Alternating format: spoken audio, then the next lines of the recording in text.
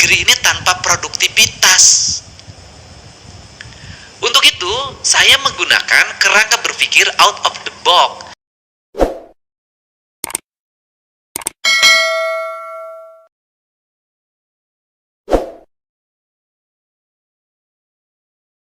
Assalamualaikum warahmatullahi wabarakatuh. Sampurasun. Pak Bupati, Pak Wakil Bupati, Pak Sekda Kabupaten Bogor, serta unsur pimpinan daerah, Pak Kajari, Pak Dandim, dan yang mewakili Kapolres Bogor, saya mengucapkan terima kasih. Kagum terhadap gedung ruangan ini. Barangkali ini adalah kabupaten termegah dengan arsitektur yang luar biasa, sulit kalau dikejar oleh Pangandaran. Beda, ini Bogor. Angka APBD-nya 12 triliun, gak main-main. 12,4 triliun, hampir setengahnya dari anggaran Provinsi Jawa Barat. Jadi kalau sudah jadi Bupati Bogor itu sudah jadi setengahnya Gubernur Jawa Barat. Tapi saya selalu berulang-ulang ngomong dan viral di mana-mana. Hati-hati terhadap tanah Bogor. Sing sahanunya ka Bogor, kaluhur sirungan kahandap akaran. Sing sahanu ngaguna sika rakyat tanah Bogor, cilaka 7 turunan moal dihampura. Hati-hati terhadap Bogor. Mantake ulang heurian ka urang Bogor, bising teu bisa balik deui. Para bupati, para wakil bupati, wali kota dan wakil wali kota yang hadir, mohon maaf saya ngajak capek maraton. Seluruh kegiatan yang dilaksanakan semuanya tanpa rencana.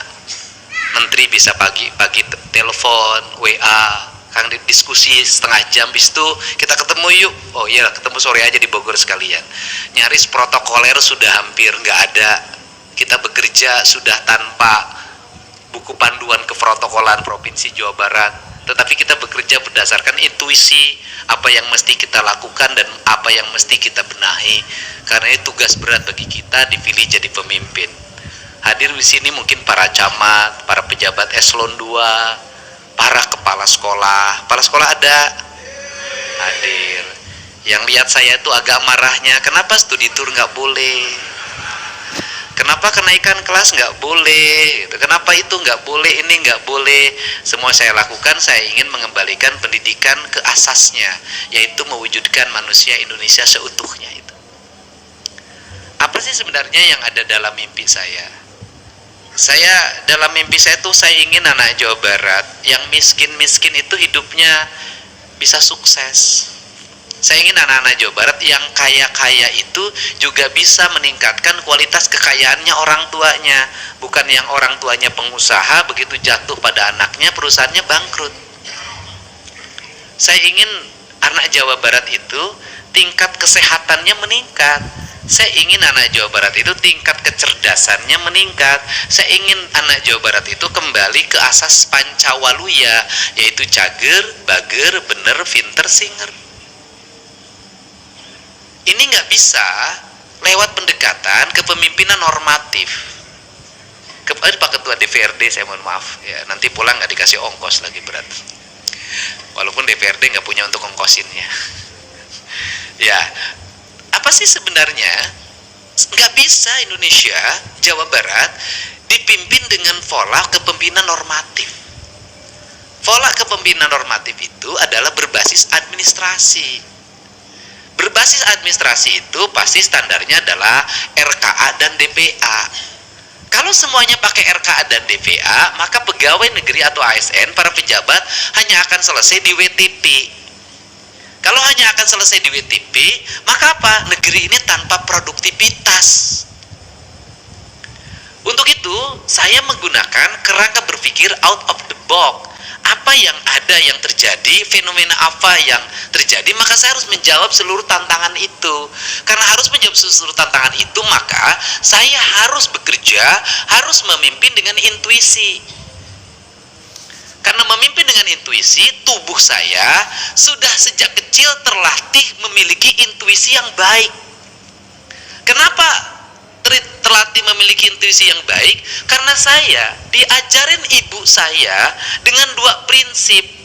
Ujang kasep dedi lamun anjen mun maneh hirup hayang nanjung kudu kuru cileuh kentel peucit. Sederhana. Kuru cileuh kentel peucit artinya apa?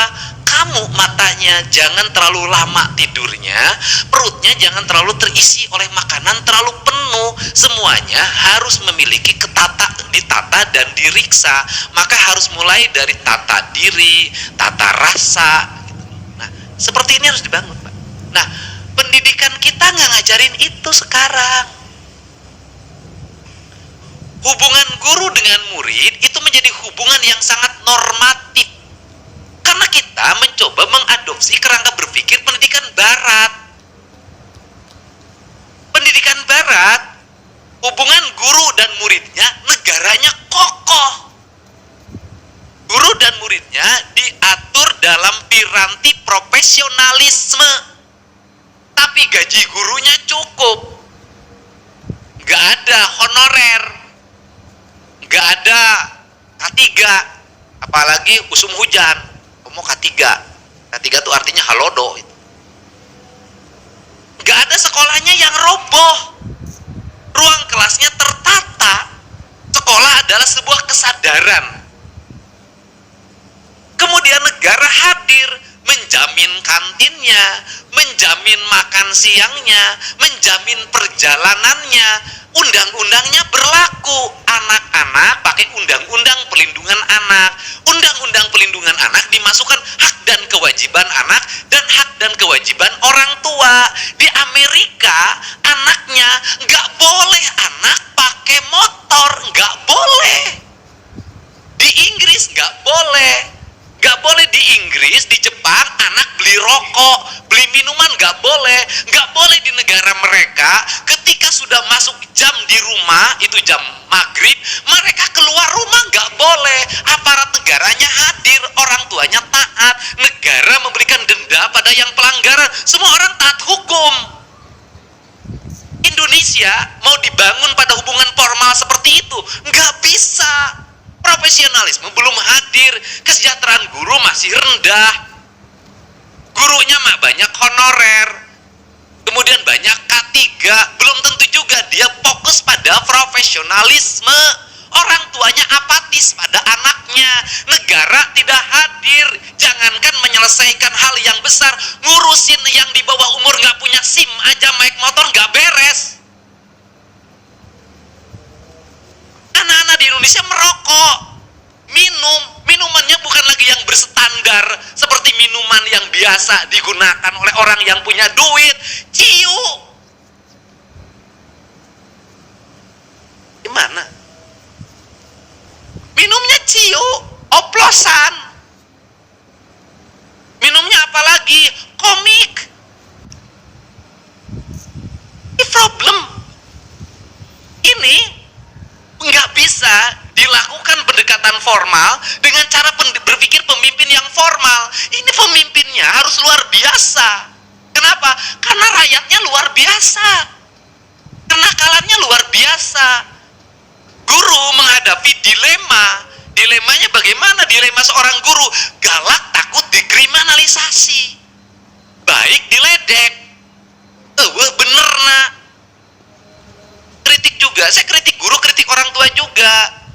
Kalau guru misalnya meminta siswa 100.000 untuk ngecat kelas, untuk ganti genting, orang tua siswanya ributnya luar biasa, tapi uang jajannya sehari 50.000. Ini problem.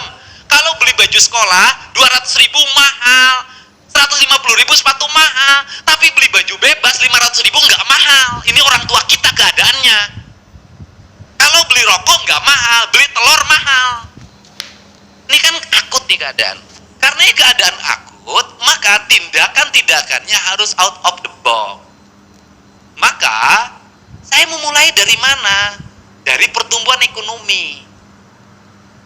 Bagaimana pertumbuhan ekonomi? Saya bilang, ini Bank Emok tuh merajalela di Jawa Barat.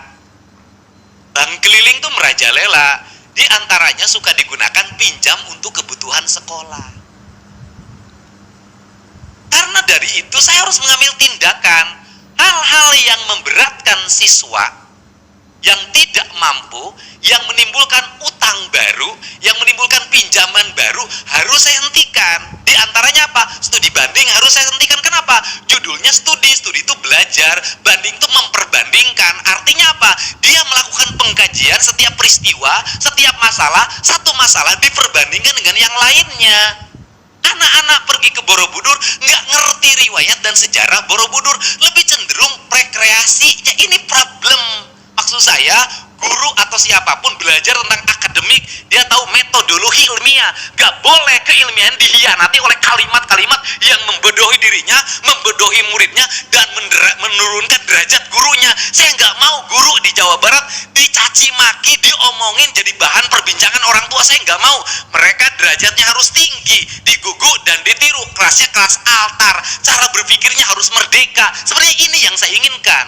Ini saya sayang sama guru.